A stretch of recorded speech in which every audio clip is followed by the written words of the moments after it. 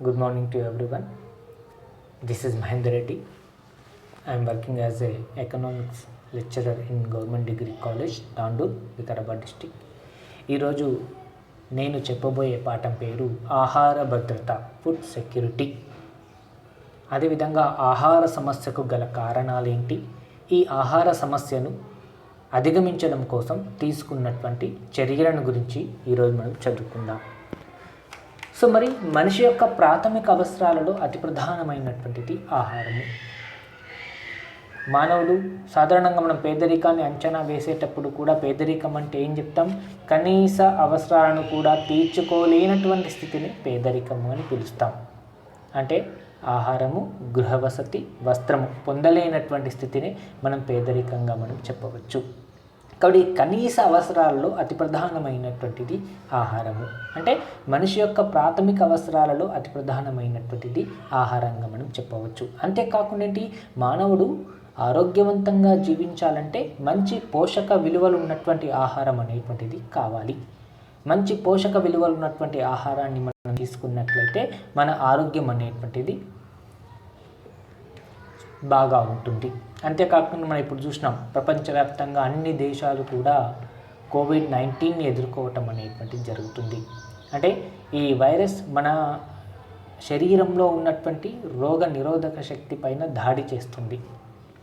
కాబట్టి మనం ఇమ్యూనిటీ పవర్ని పెంచుకోవాలి. ఇమ్యూనిటీ పవర్ని పెంచుకోవాలంటే మంచి పోషక విలువలు ఉన్నటువంటి ఆహారాన్ని తీసుకోవాలి. మంచి పోషక విలువలు ఉన్నటువంటి ఆహారాన్ని తీసుకున్నట్లయితే ఈ మహమ్మారి నుంచి మనం బయటపడడానికి అవకాశం అనేటువంటిది ఉంటుంది. కాబట్టి ఆరోగ్యవంతమైనటువంటి జీవితానికి మంచి పోషక విలువలు ఉన్నటువంటి ఆహారం కావాలి. అంతేకాకుండా కోవిడ్-19 మనం చూస్తున్నాం, హైదరాబాద్లో దీని యొక్క ప్రభావం చాలా ఎక్కువగా ఉంది. మొత్తం జనాభాలో సుమారుగా 80% మంది ప్రజలు డి విటమిన్ లోపంతో బాధపడుతున్నారు. కాబట్టి ఇలాంటి వారికి వైరస్ సోకినట్లయితే ఇబ్బందులు అనేటువంటివి తలెత్తుతాయి. కాబట్టి సరైనటువంటి పౌష్టికాహారాన్ని తీసుకున్నట్లయితే ఇటువంటి సమస్యల నుంచి కూడా మనం బయటపడడానికి అవకాశం అనేటువంటిది ఉంటుంది. కాబట్టి ఏం చెప్తున్నాం, మనిషి యొక్క ప్రాథమిక అవసరాలలో ఆహారం అనేటువంటిది ప్రధానమైనటువంటిది. కాబట్టి మంచి పోషక విలువలు ఉన్నటువంటి ఆహారాన్ని తీసుకున్నట్లయితే ఆరోగ్యవంతంగా జీవించడానికి అవకాశం ఉంటుంది. అయితే దురదృష్టవశాత్తు మన దేశంలో మనం చూసినట్లయితే సుమారుగా 20% మంది ప్రజలు సరైనటువంటి పోషకాహారాన్ని పొందలేకపోతున్నారు. తద్వారా అనేక రకాలైనటువంటి అనారోగ్యకరమైనటువంటి ఇబ్బందులు అనేటువంటివి తలెత్తుతున్నాయి. కాబట్టి ప్రజలందరికీ కావలసినటువంటి మౌలిక ఆహారాన్ని అన్ని కాలాలలో అందించటాన్నే ఆహార భద్రత అని మనం చెప్పవచ్చు, ఫుడ్ సెక్యూరిటీ అని చెప్పవచ్చు. Very simple. అంటే ప్రజలందరికీ వారికి కావలసినటువంటి మౌలిక ఆహారాన్ని అన్ని కాలాలలో అందించడాన్నే ఆహార భద్రతగా మనం చెప్పవచ్చు. అయితే మన భారతదేశంలో ఈ ఆహార సమస్య అనేటువంటిది కొత్తగా ఈనాడు ఏర్పడింది కాదండి. స్వతంత్రానికి పూర్వం కూడా మన దేశంలో ఆహార సమస్య అనేటువంటిది ప్రధానంగా ఉండేది. ముఖ్యంగా మనం చూసినట్లయితే 1921 తర్వాత ఆహార సమస్య అనేటువంటిది తీవ్రమైపోయింది. అందుకు ప్రధాన కారణం జనాభా పెరుగుదల. దేశంలో అన్ని సాంఘిక ఆర్థిక సమస్యలకు ప్రధానమైనటువంటి కారణం జనాభా పెరుగుదల. ఇక్కడ ఆహార సమస్య ఏర్పడడానికి గల కారణం కూడా జనాభా పెరగటం అని చెప్పవచ్చు. ఎందుకంటే పెరుగుతున్నటువంటి జనాభాకు అనుగుణంగా ఆహార ధాన్యాల ఉత్పత్తి పెరగట్లేదు. కానీ డిమాండ్ సప్లైల మధ్య అంతరం ఎక్కువ అవుతుంది. ఈ కనీస అవసరాలు తీరక పేదరికానికి గురవుతున్నారు. తద్వారా అసమానతలు అనేటువంటివి ఏర్పడుతున్నాయి. కాబట్టి మన దేశంలో ఈ ఆహార సమస్య అనేటువంటిది ఈనాటిది కాదని చెప్తున్నాం. ముఖ్యంగా 1921 తర్వాత మన దేశంలో ఈ ఆహార సమస్య అనేటువంటిది తీవ్రతరం కావటం అనేటువంటి జరిగింది. ముఖ్యంగా జనాభా పెరగటం వల్ల ఈ సమస్య అనేటువంటిది ఇంకా తీవ్రతరం కావటం అనేటువంటి జరిగింది అని చెప్తున్నాం. అంతేకాకుండా 1937లో మన భారతదేశం నుంచి బర్మా విడిపోవటం అనేటువంటిది జరిగింది. తద్వారా సారవంతమైనటువంటి భూములను మనం కోల్పోవటం అనేటువంటిది జరిగింది అని చెప్తున్నాం. అంతేకాకుండా 1939-44 మధ్య రెండవ ప్రపంచ యుద్ధం కూడా జరగటం అనేటువంటి జరిగింది. ఇట్లా మన భారతదేశం నుంచి బర్మా విడిపోవటం వల్ల కావచ్చు, రెండవ ప్రపంచ యుద్ధం వల్ల కావచ్చు, ఇటువంటి కారణాల వల్ల దేశంలో ఆహార సమస్య అనేటిది ఏర్పడింది అని చెప్తున్నాం. అంతేకాకుండా 1943లో బెంగాల్ క్షామం అనేటువంటిది ఏర్పడింది. సుమారుగా 3.5 మిలియన్ మంది ప్రజలు ఆకలి కేకలకు ఆకలి చావులకు గురి కావటం అనేటువంటిది జరిగింది అని చెప్తున్నాం. తద్వారా దేశంలో ఆహార సమస్య అనేటువంటిది తీవ్ర స్థాయికి చేరటం అనేటువంటిది జరిగింది అని చెప్తున్నాం. కాబట్టి దేశంలో ఈ ఆహార సమస్య ఏర్పడడానికి అనేక కారణాలు అనేటువంటివి ఉన్నాయి. అవేంటో మనం ఇప్పుడు 1 by 1 మనం చూద్దాం. నెంబర్ 1 జనాభా పెరుగుదల. నెంబర్ 2 అధిక ఆదాయ డిమాండ్ వ్యాకోచత్వము. నెంబర్ 3 దేశ విభజన వల్ల. నెంబర్ 4 ఉత్పత్తిలో ఒడిదొడుకులు సంభవించటం వల్ల. నెంబర్ 5 విలువైనటువంటి ఆహార ధాన్యాలను వృధా చేసుకోవటం వల్ల. అదేవిధంగా నెంబర్ 6 స్వంత అవసరాల కోసం వినియోగించుకోవటం వల్ల. నెంబర్ 7 దేశంలో నల్ల బజార్లు ఏర్పడటం వల్ల కావచ్చు, కృత్రిమ కొరత వల్ల కావచ్చు. అదేవిధంగా సరైనటువంటి కొనుగోలు శక్తి లేకపోవటం వల్ల, ఇటువంటి కారణాల వల్ల దేశంలో ఆహార సమస్య అనేటువంటిది తీవ్ర రూపం దాల్చటం అనేటువంటిది జరిగింది. కాబట్టి మన దేశంలో ఈ ఆహార సమస్య పెరగడానికి ఈ కారణాలు బాగా దోహదం చేస్తున్నాయి. వీటి గురించి మనము 1 by 1 మనం డిస్కస్ చేద్దాం. నెంబర్ 1 జనాభా పెరుగుదల. దేశంలో అన్ని సాంఘిక ఆర్థిక సమస్యలకు ప్రధానమైనటువంటి కారణము జనాభా పెరుగుదల. ఎందుకు చెప్తున్నాం? ఈ అధిక జనాభా ఎక్కడున్నా అది అభివృద్ధికి ఆటంకాన్ని కలిగిస్తుందే తప్ప అభివృద్ధికి దోహదం చెయ్యదు. కాబట్టి ఇక్కడ ఆహార సమస్య ఏర్పడడానికి గల ప్రధానమైనటువంటి కారణం జనాభా పెరుగుదల అంటున్నాం. అంటే దేశంలో పెరుగుతున్నటువంటి జనాభాకు అనుగుణంగా ఆహార ధాన్యాల ఉత్పత్తి పెరగట్లేదు. కాబట్టి ఉత్పత్తికి అంటే డిమాండ్కి సప్లైల మధ్య అంతరం అనేటువంటిది ఎక్కువగా ఉంది. తద్వారా కనీస అవసరాలు తీరక ప్రజలు ఇతరత్ర సాంఘిక ఆర్థిక సమస్యలకు గురి కావటం అనేటువంటిది జరుగుతుంది అని చెప్తున్నాం. కాబట్టి మన దేశంలో ఆహార ధాన్యాలకు డిమాండ్ అనేటువంటిది ఎందుకు ఎక్కువగా ఉంది అంటే మనలాంటి దేశాలలో జనాభా పెరుగుదల ఎక్కువ ఉంది కాబట్టి ఆహార ధాన్యాలకు అనేటువంటిది ఎక్కువగా ఉంది. మాల్థస్ తన జనాభా పరిణామక్రమ సిద్ధాంతంలో చెప్తున్నాడు. జనాభా గుణశ్రేణిలో పెరుగుతూ ఉంటే ఎట్లా పెరుగుతుంది? 2, 4, 6, 8 ఈ విధంగా పెరుగుతూ ఉంటే ఆహార ధాన్యాల ఉత్పత్తి అంక శ్రేణిలో పెరుగుతుంది. 1, 2, 3, 4, 5, 6 ఈ విధంగా పెరుగుతుంది. అంటే పెరుగుతున్నటువంటి జనాభాకు అనుగుణంగా ఆహార ధాన్యాల ఉత్పత్తి పెరగట్లేదు. ఇదే విధంగా ఉన్నట్టయితే ప్రతి 25 సంవత్సరాలకు ఒకసారి జనాభా రెట్టింపు కావడానికి అవకాశం ఉంది. కాబట్టి ఇక్కడ పెరుగుతున్న జనాభాకు అనుగుణంగా ఆహార ధాన్యాల ఉత్పత్తి పెరగట్లేదు కాబట్టి ఈ ఆహార సమస్య అనేటువంటిది ఏర్పడుతుంది అని చెప్తున్నాం. ముఖ్యంగా మనం చూసినట్లయితే 1921 తర్వాత మన దేశంలో జనాభా పెరుగుదల బాగా ఎక్కువైంది కాబట్టి ఈ ఆహార సమస్య అనేటువంటిది ఏర్పడింది అని చెప్తున్నాం. ముఖ్యంగా 1921లో మనం చూసినట్లయితే మన దేశం యొక్క జనాభా సుమారుగా 25 కోట్లు. 1951 వచ్చేసరికి 35 కోట్లకు పెరిగింది. 2001 వచ్చేసరికి 102 కోట్లకు పెరిగింది. 2011 వచ్చేసరికి 121 కోట్లకు పెరిగింది. అంటే స్వతంత్రం వచ్చిన తర్వాత చూడండి 1951లో 35 కోట్లు ఉన్నటువంటి మన భారతదేశ జనాభా 2001 వచ్చేసరికి 102 కోట్లకు పెరిగింది. అంటే గడిచిన ఈ 50 సంవత్సరాల కాల వ్యవధిలో దేశం యొక్క జనాభా 3.5 రెట్లు ఎక్కువగా పెరిగింది.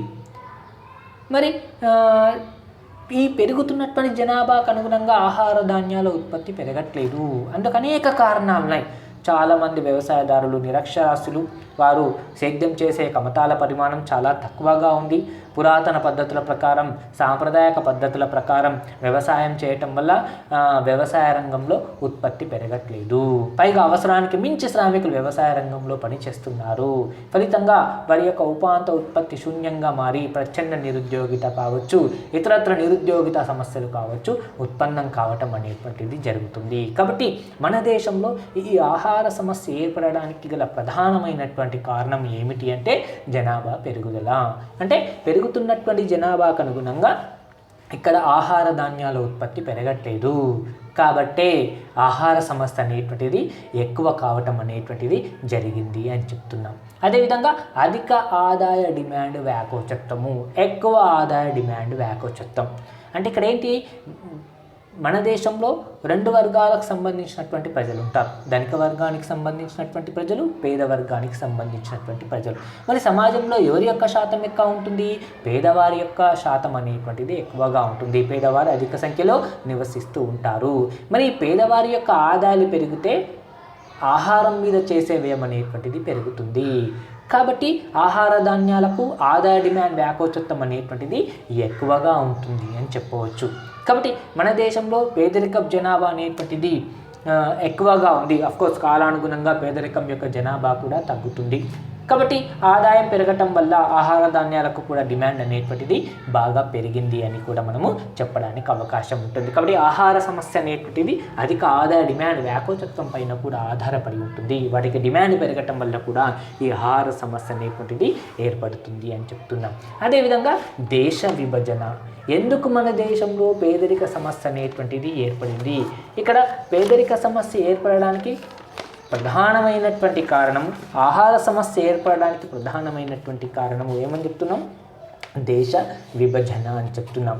అంటే ఇక్కడ మనం ముఖ్యంగా మనం చూసినట్లయితే మన దేశం నుంచి కొన్ని ప్రాంతాలు విడిపోయి స్వతంత్ర దేశాలుగా ఏర్పడటం అనేటువంటిది జరిగింది. అట్లా దేశ విభజన జరిగినప్పుడు మనము విలువైనటువంటి మంచి భూములను మనం కోల్పోవటం అనేటువంటిది జరిగింది. ఫలితంగా ఆహార ధాన్యాల ఉత్పత్తి అనేటువంటిది తగ్గింది అని చెప్తున్నాం. కాబట్టి దేశ విభజన అని చెప్తున్నాం. ముఖ్యంగా 1937వ సంవత్సరంలో మన దేశం నుంచి బర్మా విడిపోవటం అనేటువంటిది జరిగింది. అట్లా విడిపోవటం వల్ల ఏమైంది? ఎవ్రీ ఇయర్ కూడా 13 లక్షల టన్నుల మేరకు బియ్యం సప్లై అనేటువంటిది తగ్గిపోవటం అనేటువంటిది జరిగింది అని చెప్తున్నాం. కాబట్టి ఎవ్రీ ఇయర్ 13 లక్షల టన్నుల బియ్యం ఉత్పత్తి అనేటువంటిది తగ్గిపోవటం అనేటువంటి జరిగింది.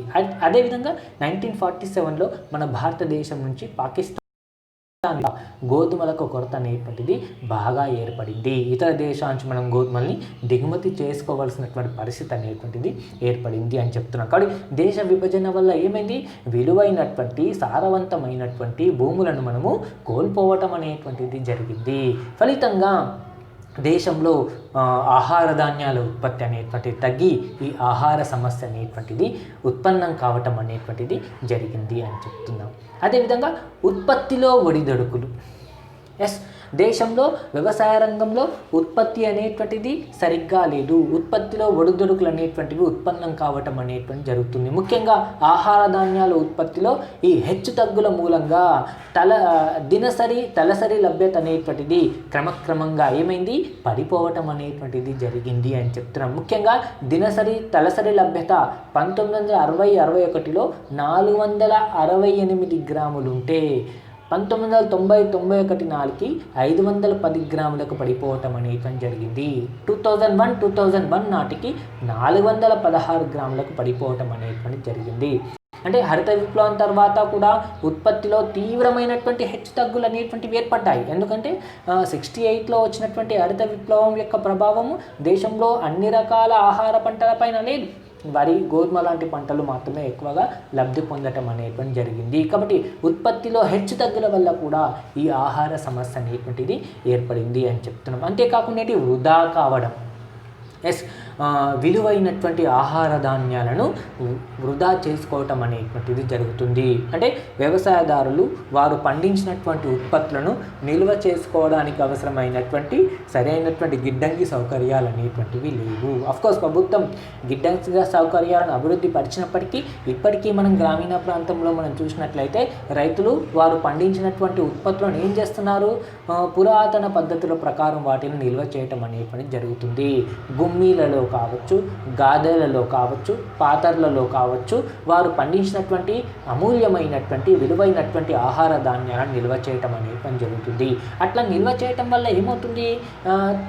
గాలిలో తేమ తగలటం వల్ల కావచ్చు, పందికొక్కల వల్ల కావచ్చు, ఎలకల వల్ల కావచ్చు విలువైనటువంటి ధాన్యం అనేటువంటిది ప్రతి సంవత్సరం కూడా వృధా కావటం అనేటువంటిది జరుగుతుంది అని చెప్తున్నాం. ఇప్పటికీ కూడా మనం చూస్తున్నాం గ్రామీణ ప్రాంతంలో రైతులు ఏం చేస్తుంటారు? గ్రామీణ ప్రాంతంలో రైతులు వారు పండించినటువంటి ఆహార ఉత్పత్తులను పురాతన పద్ధతుల ప్రకారం నిల్వ చేస్తూ ఉంటారు. వాటిని నిల్వ చేయటం అనేటువంటిది జరుగుతూ ఉంటుంది. ఎట్లా నిల్వ చేస్తారు? పాత పద్ధతి ప్రకారం నిల్వ చేయటం అనేటువంటి జరుగుతుంది. పెద్దగా వెదురుతో అల్లినటువంటి పెద్ద గుమ్మీలు ఉంటాయి. పండించినటువంటి ధాన్యాన్ని ఏం చేస్తారు? దానిలో నిల్వ చేస్తారు. నిల్వ చేసేటప్పుడు ఏం చేస్తారు? ఆవు పేడతో కావచ్చు, ఎద్దు పేడతో కావచ్చు కింద అలికిన తర్వాత బూడిద వేసి, యాపాకులు వేసి ధాన్యాన్ని డంప్ చేస్తారు. పైన వాటిని మళ్ళీ పేడతో బూడిద వేసి యాపాకులు వేసి వాటిని స్టోర్ చేయటం అనేటువంటి జరుగుతుంది, ప్యాక్ చేస్తారు. ప్యాక్ చేసినప్పటికీ కూడా ఏమవుతుంది, ఎలకల వల్ల కావచ్చు, పందికొక్కుల వల్ల కావచ్చు, తేమ తగలటం వల్ల కావచ్చు, విలువైనటువంటి ఆహార ధాన్యం అనేటువంటిది ప్రతి సంవత్సరం కూడా వృధా కావటం అనేటువంటి జరుగుతుంది. ఇక్కడ పందికొక్కుల వల్ల, క్రిమి కీటకాల వల్ల ప్రతి సంవత్సరం కూడా సుమారుగా 15% ధాన్యం అనేటువంటిది వృధా అవుతుంది అని ఒక అంచనా అనేటువంటిది ఉంది. కాబట్టి పండించినటువంటి ఉత్పత్తులను నిల్వ చేసుకోవడానికి అవసరమైనటువంటి గిడ్డంగి సౌకర్యాలు అనేటువంటివి లేవు.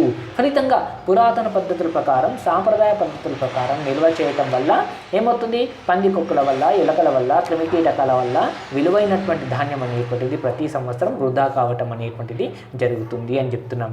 అదేవిధంగా స్వంత వినియోగం అంటే గ్రామీణ ప్రాంతంలో రైతులు వారు పండించినటువంటి మొత్తం ఉత్పత్తులను మార్కెట్కి తరలించి అమ్మటం అనేటువంటిది జరగదు. కాబట్టి ఏం చేస్తారు, వ్యవసాయదారులు పండించినటువంటి పంటలో కొంత భాగాన్ని స్వంత వినియోగానికి గ్రామీణ ప్రాంతంలోనే నిల్వ చేసుకోవటం జరుగుతుంది. ఫలితంగా మార్కెట్లో వాటి యొక్క సప్లై కొరత అనేటువంటిది ఏర్పడుతుంది. తద్వారా నిరంతరంగా సరుకులు వినియోగించే వారికి సరుకులు అనేటువంటివి అందుబాటులో ఉండటం అనేటువంటిది జరగదు. ఫలితంగా ఏమవుతుంది, ఆహార సమస్య అనేటువంటిది ఏర్పడుతుంది. ఫర్ ఎగ్జాంపుల్, గ్రామీణ ప్రాంతంలో ఒక రైతు ఉన్నాడు అనుకుందాం. రైతు ఒక 10 బస్తాల కందులను పండించాడు అనుకుందాం. పండించినటువంటి 10 బస్తాల కందులను మార్కెట్కు తరలించడం అనేటువంటి జరగదు. పండించినటువంటి 10 బస్తాలలో ఒక బస్తాల ధాన్యాన్ని పట్టణ ప్రాంతానికి తరలించి అమ్ముతాడు. మిగిలిన 3 బస్తాలను ఏం చేస్తాడు, అందులో కొంత భాగాన్ని తన సొంత అవసరాల కోసం వినియోగం చేస్తాడు. ఇంకొంత భాగాన్ని ఏం చేస్తాడు, పక్క రైతు ఒకవేళ బియ్యం పండించిన లేదంటే జొన్నలు పండించినట్లయితే తాను పండించినటువంటి ఆహార పదార్థాలను వారికి ఇచ్చి వారు పండించినటువంటి దానిని తీసుకోవటం జరుగుతుంది. అంటే వ్యవసాయదారులు వారు పండించినటువంటి మొత్తం ఉత్పత్తులను మార్కెట్కి తరలించడం అనేటువంటి జరగదు. గ్రామీణ ప్రాంతంలోనే సొంత అవసరాల కోసమే వినిమయం చేసుకోవటం జరుగుతుంది, మార్పిడి చేసుకోవటం అనేటువంటి జరుగుతుంది. ఫలితంగా మార్కెట్లో వాటి యొక్క సప్లై అనేటువంటిది తగ్గిపోతుంది. తద్వారా ఆహార సమస్య అనేటువంటిది ఉత్పన్నం కావటం అనేటువంటిది జరుగుతుంది అని చెప్తున్నాం. అదేవిధంగా నల్ల బజార్లు, బ్లాక్ మార్కెట్స్, కృత్రిమ కొరత. అంటే నల్ల బజార్లు, కృత్రిమ కొరత వల్ల కూడా ఆహార సమస్య అనేటువంటిది ఏర్పడుతుంది. అంటే వ్యాపారస్తులు ఏం చేస్తారు, ఎక్కువ లాభాలను ఆర్జించాలనే ఉద్దేశం కోసం ధాన్యాన్ని, ఆహార పదార్థాలను కొనుగోలు చేసి నిల్వ చేయటం అనేటువంటి జరుగుతుంది. ఫలితంగా మార్కెట్లో వాటి యొక్క కొరత అనేటువంటిది ఏర్పడుతుంది. అంటే కృత్రిమ కొరతను సృష్టిస్తారు. కృత్రిమ కొరతను సృష్టించడం వల్ల ఏమవుతుంది, మార్కెట్లో వాటి యొక్క సరఫరా తగ్గిపోవటం వల్ల వాటి డిమాండ్ పెరిగి ధరలు పెరగడానికి అవకాశం అనేటువంటిది ఉంటుంది. ఎప్పుడైతే ధరలు పెరుగుతాయో అప్పుడు వ్యాపారస్తులు ఏం చేస్తారు, రహస్యంగా భద్రపరిచినటువంటి ఈ ఆహార ధాన్యాలను బయటికి తీసుకొని వచ్చి అధిక ధరలకు విక్రయించడం అనేటువంటి జరుగుతుంది. అప్పుడప్పుడు మనం చూస్తుంటాం, ఉదయం పనుకొని రాత్రి లేచేసరికి కొన్ని నిత్యావసర వస్తువుల యొక్క ధరలు విపరీతంగా పెరుగుతుంటాయి. కందిపప్పు కావచ్చు, ఉల్లిగడ్డ ధరలు కావచ్చు, విపరీతంగా పెరుగుతాయి. అంటే ఏం చేస్తారు, వ్యాపారస్తులు ఏం చేస్తారు, రైతులు పండించినటువంటి ఈ ఆహార ధాన్యాలను కొనుగోలు చేసి రహస్యంగా భద్రపరచడం జరుగుతుంది. దేశంలో ద్రవ్యోల్బణం పెరగడానికి కూడా ఇది ఒక కారణంగా మనం చెప్పవచ్చు. ఆహార సమస్య కూడా ఇది ఒక కారణంగా మనం చెప్తున్నాం. అంటే వ్యాపారస్తులు ఏం చేస్తారు, కృత్రిమ కొరతను సృష్టిస్తారు. అంటే సరుకులను రహస్యంగా భద్రపరచడం అనేటువంటిది జరుగుతుంది. ఫలితంగా మార్కెట్లో వాటి యొక్క సరఫరా అనేటువంటి తగ్గిపోవడానికి అవకాశం అనేటువంటిది ఉంటుంది. తద్వారా ఆహార సమస్య అనేటువంటిది ఏర్పడుతుంది. అంతేకాకుండా కొన్నిసార్లు వినియోగదారులు కూడా సరుకులను రహస్యంగా భద్రపరుస్తారు. అంటే భవిష్యత్తులో యుద్ధం లాంటి పరిస్థితులు ఏర్పడవచ్చు, లేదా భవిష్యత్తులో ఫలానా వస్తువుల యొక్క ధరలు పెరగవచ్చు అని భావించినప్పుడు ప్రస్తుత కాలంలో ఉన్నటువంటి ఆదాయంలో ఎక్కువ భాగాన్ని ఆహార పదార్థాలపైన ఖర్చు చేసి వాటిని కొనుగోలు చేసి నిల్వ చేసుకోవటం జరుగుతుంది. ఫలితంగా ఏమవుతుంది, రెగ్యులర్గా వాటిని ఉపయోగించే వారికి ఆ వస్తువు అందుబాటులో ఉండదు, వాటి యొక్క సప్లై తగ్గడానికి అవకాశం అనేటువంటిది ఉంటుంది. ఫలితంగా ఏమవుతుంది, ఆహార సమస్య అనేటువంటిది ఉత్పన్నం కావడానికి అవకాశం అనేటువంటిది ఉంది అని చెప్తున్నాం. అదేవిధంగా బ్లాక్ మార్కెట్స్, సరుకులను రహస్యంగా తరలిస్తూ ఉంటారు. ఒక ప్రాంతం నుంచి మరొక ప్రాంతానికి, ఒక రాష్ట్రం నుంచి మరొక రాష్ట్రానికి సరుకులను రహస్యంగా తరలించటం అనేటువంటి జరుగుతుంది. ఫలితంగా కూడా ఆయా ప్రాంతాలలో ఆహార సమస్య అనేటువంటిది ఉత్పన్నం కావడానికి అవకాశం అనేటువంటిది ఉంటుంది. అప్పుడప్పుడు మనం టీవీలో కావచ్చు, వార్తాపత్రికల్లో కావచ్చు మనం చూస్తుంటాం, అక్రమంగా తరలిస్తున్నటువంటి బియ్యాన్ని పట్టుకోవటం జరిగింది, లేదా ఇతరత్ర ఆహార పదార్థాలను పట్టుకోవడం జరిగింది అని అప్పుడప్పుడు మనం చూస్తుంటాం. తద్వారా కూడా ఆహార సమస్య అనేటువంటిది ఆ ప్రాంతంలో ఉత్పన్నం కావడానికి అవకాశం అనేటువంటిది ఉంటుంది అని చెప్తున్నాం. అదేవిధంగా సరైనటువంటి కొనుగోలు శక్తి లేకపోవటం వల్ల, ఎందుకు లేదు, మనలాంటి దేశాలలో పేదరిక సమస్య అనేటువంటిది, నిరుద్యోగిత అనేటువంటిది ఎక్కువగా ఉంటుంది. ఈ పేదరికం, నిరుద్యోగిత మూలంగా కొనుగోలు శక్తి అనేటువంటిది చాలా తక్కువగా ఉంటుంది. కాబట్టి ఆహార ధాన్యాలకు అవసరానికి తగినంత డిమాండ్ అనేటువంటిది చేయలేకపోతున్నాం. కాబట్టి పనిచేసే శక్తి సామర్థ్యాలు లేనటువంటి వృద్ధులు కావచ్చు, వికలాంగులు కావచ్చు, అనాథ పిల్లలు కావచ్చు, మొదలైన వారికి తగినంత ఆదాయాలు అనేటువంటివి ఉండవు.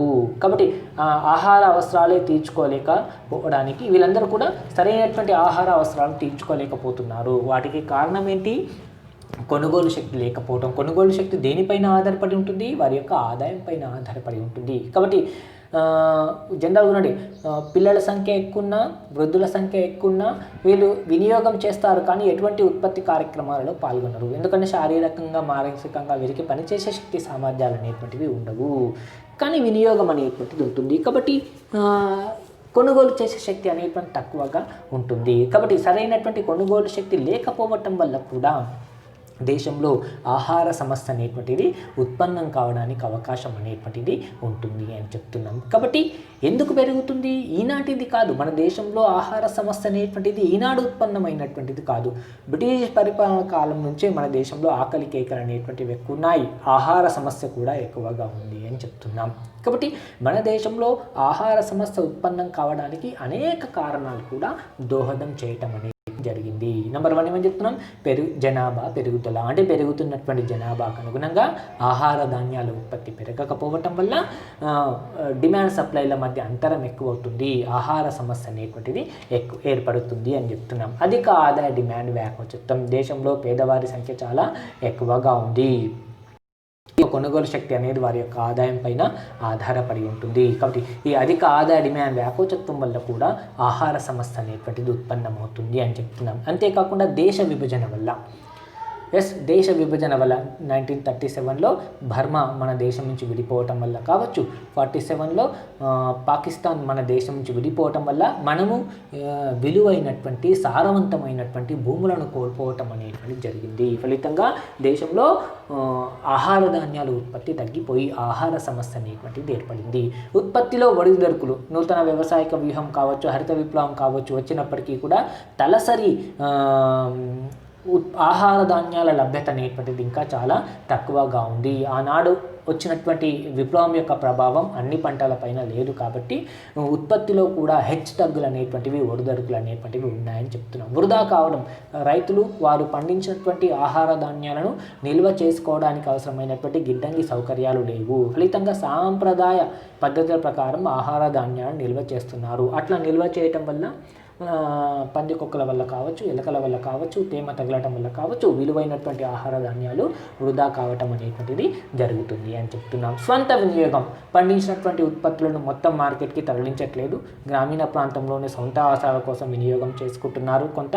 కాబట్టి మార్కెట్లో వాటి యొక్క సరఫరా తగ్గిపోతుంది. కృత్రిమ వ్యాపారస్తులు సరుకులను రహస్యంగా నిల్వ చేయటం కావచ్చు.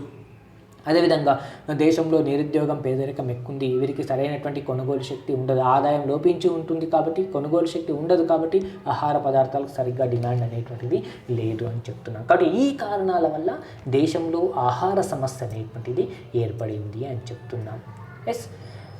మరి ఈ ఆహార సమస్యను అధిగమించడం కోసం ఎటువంటి చర్యలను తీసుకోవటం జరిగింది? ఆహార సమస్యను అధిగమించడం కోసం ఎటువంటి చర్యలను తీసుకోవడం జరిగిందో మనం ఇప్పుడు చూద్దాం.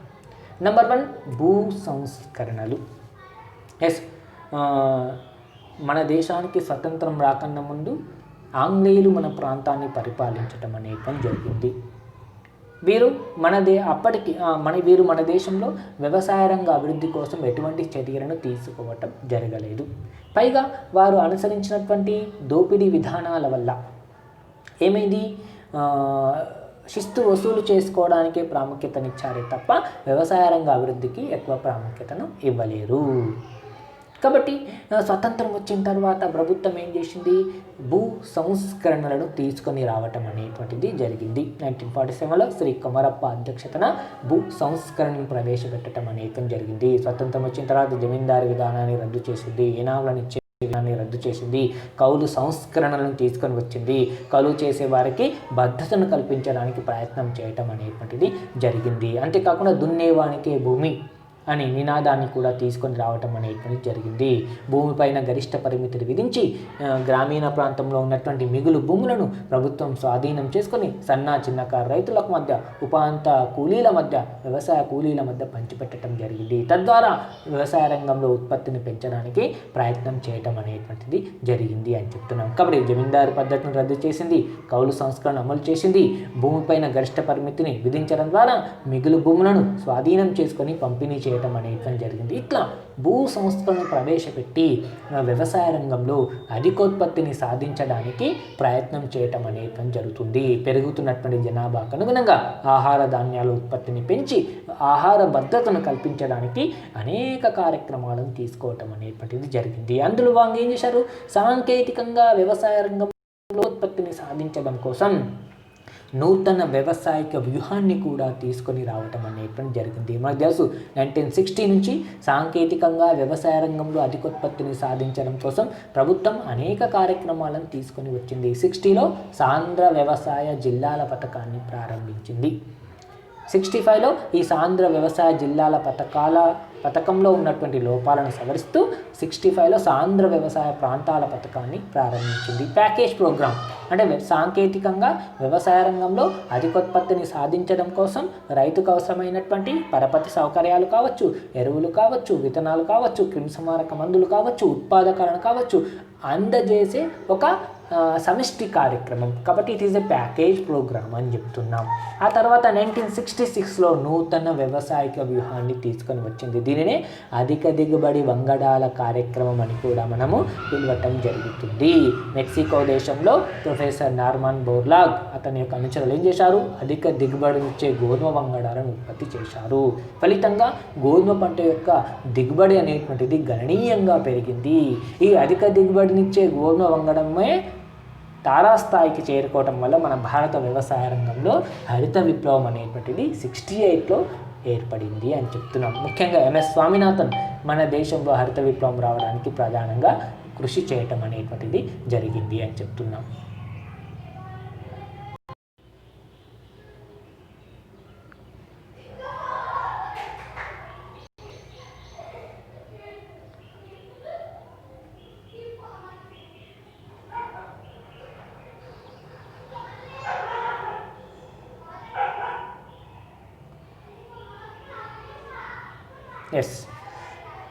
నూతన వ్యవసాయక వ్యూహం కాబట్టి మన దేశంలో ఎంఎస్ స్వామినాథన్ యొక్క కృషి ఫలితంగా ఈ నూతన వ్యవసాయక వ్యూహం అనేటువంటిది సంభవించింది అని చెప్తున్నాం. ఇట్లా సాంకేతికంగా వ్యవసాయ రంగంలో అధికోత్పత్తిని సాధించడం కోసం ప్రభుత్వం అనేక చర్యలను తీసుకొని వచ్చింది. ఈ నూతన వ్యవసాయక వ్యూహం వల్ల కావచ్చు, హరిత విప్లవం వల్ల కావచ్చు, మన భారత వ్యవసాయ రంగంలో ఆహార ధాన్యాల ఉత్పత్తిలో మనం గణనీయమైనటువంటి పెరుగుదలను సాధించటం అనేటువంటిది జరిగింది. ముఖ్యంగా వరి పంట యొక్క ఉత్పత్తిలో, గోధుమ పంట యొక్క ఉత్పత్తిలో గణనీయమైనటువంటి పెరుగుదలను మనము సాధించటం జరిగింది. పంటల తీరులో కూడా మార్పులు వచ్చాయి. వాణిజ్య పంటల విషయంలో కూడా మనం చూసినట్లయితే కొంతవరకు మనము ఉత్పత్తిలో పెరుగుదలను గమనించడానికి అవకాశం అనేటువంటిది ఏర్పడింది. కాకపోతే ఎక్కువ మొత్తంలో మాంసకృతులను అందించే పప్పు ధాన్యాల యొక్క ఉత్పత్తి అనేటువంటిది తగ్గిపోవటం అనేటువంటిది జరిగింది అని చెప్తున్నాం. ఏదేమైనప్పటికీ వ్యవసాయేతర సేవలను అభివృద్ధి పరచడం ద్వారా సాంకేతికంగా వ్యవసాయ రంగంలో అధికోత్పత్తిని సాధించడానికి ఇటువంటి అనేక వ్యూహాలను కూడా ప్రభుత్వం చేపట్టడం అనేటువంటిది జరిగింది అని చెప్తున్నాం. అదేవిధంగా ఆహార మండలాలను ఏర్పాటు చేసింది. ముఖ్యంగా మన దేశంలో ఆహార ధాన్యాల ఉత్పత్తి కొన్ని రాష్ట్రాలలో మిగులు ఉంటే మరికొన్ని రాష్ట్రాలలో కొరత అనేటువంటిది ఉంది. సో ఈ విధమైనటువంటి అసమానతను తొలగించడం కోసం ధరలను నియంత్రించడానికి ప్రభుత్వం దేశాన్ని ఆహార మండలాలుగా విభజించడం అనేటువంటిది జరిగింది. అంటే మిగులు ఉత్పత్తి ఉన్నటువంటి రాష్ట్రంలో నుంచి సరుకులను కొనుగోలు చేసి ఎక్కడైతే మిగులు ఉత్పత్తి అటువంటి ప్రాంతానికి తరలించడానికి ప్రయత్నం చేయటం అనేటువంటి జరిగింది. తద్వారా ఈ ఆహార సమస్యను అధిగమించడానికి ప్రయత్నం చేయటం అనేటువంటిది జరిగింది. కాబట్టి దేశాన్ని ఆహార మండలాలుగా విభజించడం అనేటువంటి జరిగింది. కాబట్టి మిగులు రాష్ట్రాల నుంచి ప్రభుత్వమే ఆహార ధాన్యాలను సేకరించి కొరతగా ఉన్నటువంటి రాష్ట్రాలకు సరఫరా చేయటం అనేటువంటి జరుగుతుంది. ప్రైవేట్ వ్యాపారాన్ని నిషేధించడానికి ప్రయత్నం చేయటం అనేటువంటిది జరిగింది.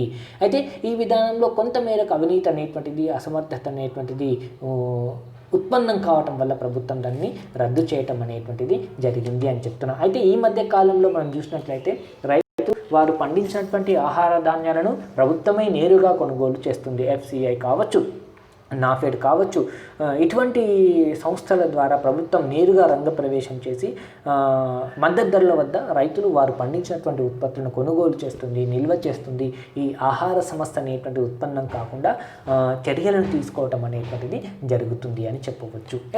అదేవిధంగా మిగులు నిల్వలు ప్రభుత్వ వ్యాపారం. అంటే ప్రభుత్వం ఏం చేసింది? మిగులు నిల్వలను కొనుగోలు చేయడానికి ప్రయత్నం చేయటం అనేటువంటి జరిగింది. ముఖ్యంగా 1957 అశోక్ మెహతా సంఘం సిఫార్సు మేరకు 1959లో కేంద్ర ప్రభుత్వం ఆహార ధాన్యాల వ్యాపారంలోకి ప్రవేశించడం అనేటువంటి జరిగింది. ఏ కమిటీ? అశోక్ మెహతా కమిటీ సిఫార్సు మేరకు 59లో కేంద్ర ప్రభుత్వం ఈ ఆహార ధాన్యాల వ్యాపారంలోకి ప్రవేశించడం అనేటువంటి జరిగింది. తద్వారా ఏమైంది? ఈ ధరల స్థిరీకరణ సాధించడానికి అవకాశం అనేటువంటిది ఏర్పడింది. దీని యొక్క ఉద్దేశం కూడా అదే. ప్రభుత్వమే నేరుగా కొనుగోలు చేసినట్లయితే ప్రైవేటు దోపిడీని అణిచివేయడానికి అవకాశం ఉంటుంది, అరికట్టడానికి అవకాశం అనేటువంటిది ఉంటుంది.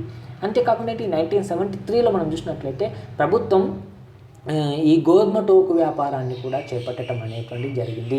ఉత్పత్తి అధికంగా జరిగినప్పుడు ఆహార ధాన్యాలను సేకరిస్తుంది, నిల్వ చేస్తుంది.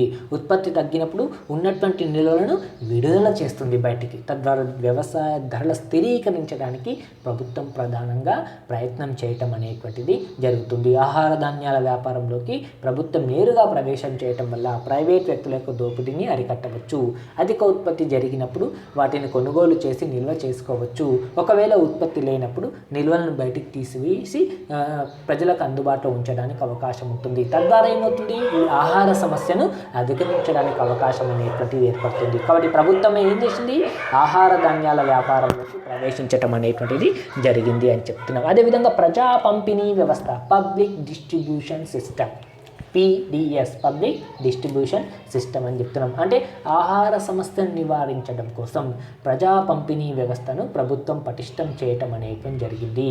చౌక ధరల దుకాణాల ద్వారా, మనం రేషన్ దుకాణాలు అని పిలుస్తాం, ప్రజా పంపిణీ వ్యవస్థ ద్వారా గోధుమలు కావచ్చు, బియ్యం కావచ్చు, వంట నూనెలు కావచ్చు, పంచదార కావచ్చు, కిరోసిన్ కావచ్చు, ఇటువంటి కొన్ని నిత్యావసర వస్తువులను తక్కువ ధరలకు అర్హత ఉన్నటువంటి వినియోగదారులకు అందిస్తుంది. కొన్నిసార్లు ఉచితంగా అందిస్తుంది. ఫర్ ఎగ్జాంపుల్ COVID-19 ఏర్పడింది. దేశంలో చాలామంది పేదవారు ఉన్నారు. ఈ సందర్భంలో పన్నులు లేవు. కాబట్టి ప్రభుత్వం ఏం చేస్తుంది? కేంద్ర రాష్ట్ర ప్రభుత్వాలు ఏం చేస్తుంది? వారికి అవసరమైనటువంటి సరుకులను ప్రజా పంపిణీ వ్యవస్థ ద్వారా ఉచితంగా సరఫరా చేయటం అనేటువంటి జరుగుతుంది. తద్వారా ఆహార సమస్య అనేటువంటి ఉత్పన్నం కాకుండా ప్రభుత్వం చర్యలను తీసుకోవటం అనేటువంటిది జరుగుతుంది. ఎక్కడ ఉంటుంది? ప్రభుత్వం ఆల్రెడీ నిల్వ చేసినటువంటి ఆహార ధాన్యాలు ఉంటాయి కాబట్టి వాటిని బయటికి తెచ్చి పేదవారికి, ముఖ్యంగా దారిద్ర్య రేఖ కింద ఉన్నటువంటి వారికి ప్రజా పంపిణీ వ్యవస్థ ద్వారా తక్కువ ధరలకే కావచ్చు, ఉచితంగా కావచ్చు అందిస్తుంది. తద్వారా ఆహార సమస్యను అధిగమించడానికి ప్రయత్నం చేయటం అనేటువంటిది జరుగుతుంది. అదేవిధంగా బ్లాక్ మార్కెట్స్లను తొలగించడం, నల్ల బజార్లను తొలగించటము. అంటే నల్ల బజార్లు అంటే ఏంటి? నల్ల బజార్లు అంటే ఏంటి? సరుకులను అక్రమంగా కొనుగోలు చేసి నిల్వ చేస్తుంటారు వ్యాపారస్తులు.